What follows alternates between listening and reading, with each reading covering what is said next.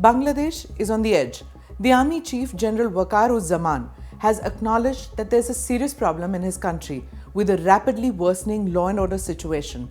He said the anarchy we have witnessed is of our own making.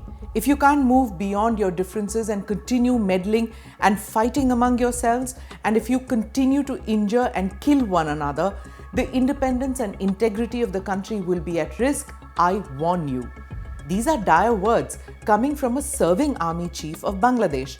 Clearly, he seems to have lost faith in the student-led movement that shook the government and led to the ouster of Prime Minister Sheikh Hasina.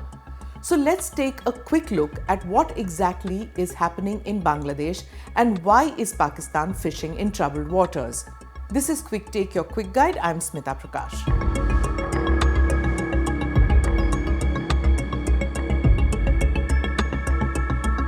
The Army Chief's criticism is interesting because Bangladesh has a long history of military coups.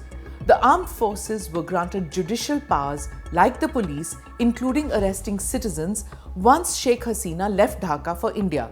But even the army seems to be shocked with the murder and anarchy on the streets of Bangladesh. The sharp spike in violent crimes in Bangladesh, vandalism and rioting is the order of the day. There are cracks developing in the ruling caucus. Nahid Islam, the student leader who led the movement against Hasina, has stepped down as Bangladesh's interim information advisor. He will now lead the National Citizen Party. Parliamentary elections are expected either by the end of this year or sometime next year. Nahid is set to challenge the Hasina-Zia dominance that has ruled Bangladesh for decades. Dr. Yunus কখনোই জামাত বা বিএনপির সরকার নন, উনি তাদেরকে represent করেন না। Doctor Yunus represent করেন গণঅভ্যুত্থানকে। Meanwhile, in a surprising geopolitical shift, Bangladesh is resuming direct trade with Pakistan after 50 years, a move that raises eyebrows considering the brutal history of the 1971 Liberation War.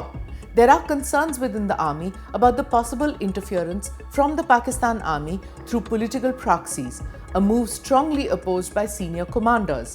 A major point of contention is the potential appointment of Lieutenant General Muhammad Faizur Rahman, who is viewed as an Islamist and a radical, as the new Bangladesh Army Chief, as he is believed to have the support of the Pakistan Army. What does this mean for India? For New Delhi, Bangladesh has always been a key strategic partner. Hasina has been a reliable ally, ensuring stability along India's eastern borders. But with growing unrest, a rising youth opposition, and shifting diplomatic ties, India can't afford to be a silent spectator. This comes at a time when Prime Minister Modi and Yunus are likely to meet in April in Bangkok on the sidelines of BIMSTEC summit. During a recent meeting between Prime Minister Modi and US President Donald Trump, when asked about Bangladesh, Trump said, "I'll leave it to Prime Minister Modi." Bangladesh's future is at crossroads. The question is who will control the next sequence of events.